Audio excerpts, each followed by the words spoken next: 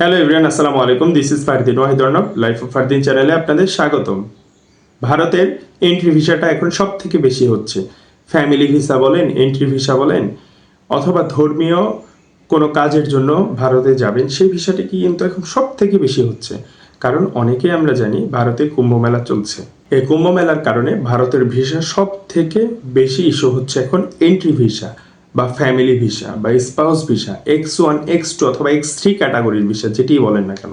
আজকে ভারতের entry visa X1 X2 X3 ক্যাটাগরির ভিসা নিয়ে আলোচনা করব। কারো বুঝতে অসুবিধা হলে কমেন্ট করে জানাবেন। পুরো ভিডিওটি না টেনে অবশ্যই দেখবেন। আর হ্যাঁ, মাঝে মাঝে কিছু ইম্পর্টেন্ট নিউজ আছে, সেটি কিন্তু না টেনে দেখলে আপনাদের জন্য উপকার হবে, টেনে দেখলে মিস হয়ে গেলে আপনাদের ভিসা পেতে প্রবলেম হবে।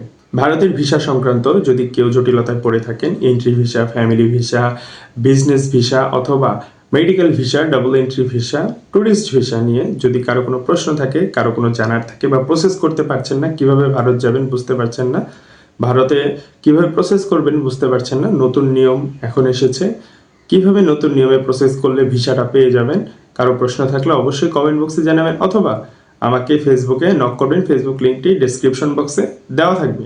ভারতে বর্তমান সময় কুম্ভ মেলা হচ্ছে, তো এই মেলার কারণে কিন্তু ভারতে প্রচুর পরিমাণে এন্ট্রি ভিসা ইস্যু হচ্ছে। এটি ধর্মীয় কারণে, তীর্থ ভিসা বলতে পারেন। তীর্থ ভিসাটা যদিও এখন সিঙ্গেল ক্যাটাগরির হচ্ছে, মাল্টিপল ক্যাটাগরির খুব কম হচ্ছে। মাল্টিপল ক্যাটাগরি বলতে আপনারা যেমন 5-6 বার এন্ট্রি করতে পারবেন না, এখন 1 বার বা 2 বার, সর্বোচ্চ 3 বার এন্ট্রি করতে পারবেন।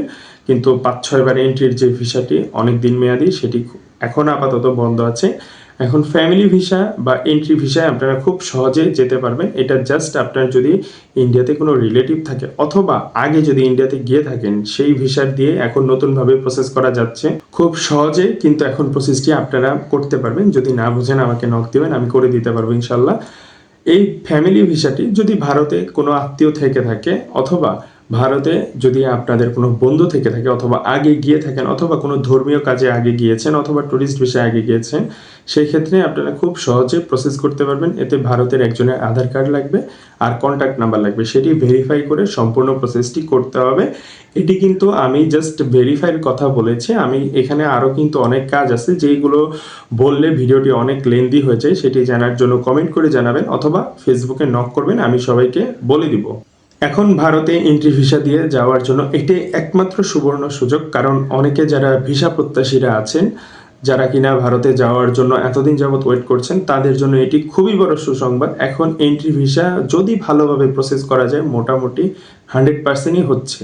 ভারতের প্রবেশ করার জন্য প্রসেসটা কিন্তু সব থেকে বেশি ইম্পর্টেন্ট। কারণ অনেকেই আমরা হয়তো বা প্রসেসটা বুঝি না, নতুন নিয়মে প্রসেস আসছে।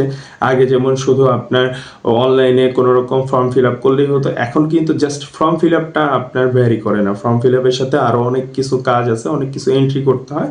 ফর্ম ফিল আপটা জাস্ট ম্যান্ডেটরিগুলো আপনার ওই ফিল আপ করলেই হয়ে যায়, কিন্তু ম্যান্ডেটরিগুলো এখন শুধু ফিল আপ করলেই হচ্ছে না, এক্সট্রা আরও অনেক কাজ করা লাগছে। আরও সিস্টেমে কিছু চেঞ্জ আসছে, সেই চেঞ্জগুলো আপনাদের সবার ফলো করতে হবে, তাহলেই আপনারা খুব সহজেই ভিসা পেয়ে যাবেন। আর একটি ইম্পর্টেন্ট ব্যাপার যেটি হলো, সেটি আপনি যে প্রসেস করছেন, আপনি ফর্ম ফিল আপ করছেন, ওয়েব ফাইল রেডি করছেন, আপনি সব এন্ট্রি করছেন অনলাইনে, তারপরে আপনি জমা দিচ্ছেন কিন্তু ভিসা পাচ্ছেন না। কিভাবে পাবেন? আপনি যে মানে ওদের যে স্টেপ বাই স্টেপ ফাইল গোছানোর, সেই গোছানোর ব্যাপারটি কিন্তু আপনি সঠিকভাবে গোছাচ্ছেন না, তাহলে কিভাবে আপনি ভিসা পাবেন বা ভিসার আশা করছেন?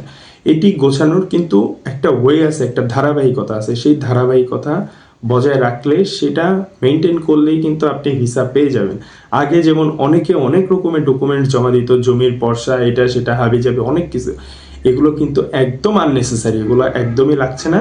আপনার খুব সিম্পল যেটা যেটা আপনার প্রয়োজন, ওদের রিকোয়ারমেন্টসে আছে, ওদের চেক লিস্টে আছে, জাস্ট সেগুলো আপনি জমা করবেন, এতেই আপনার ভিসা 100% হয়ে যাবে। প্রসেসটা এখানে খুব ইম্পর্টেন্ট। ধারাবাহিকতা বজায় রেখে ডকুমেন্ট সাজানোটাও খুব ইম্পর্টেন্ট। আজকে এই পর্যন্তই। ভিডিওটি ভালো লেগে থাকলে অবশ্যই সাবস্ক্রাইব করে দিবেন। আর হ্যাঁ, যদি ভিসা সম্পর্কে কেউ কিছু না বুঝে থাকেন, আমাকে কমেন্ট করে জানাবেন অথবা ফেসবুকে নক দিবেন। আজকে এই পর্যন্তই। ধন্যবাদ সবাইকে।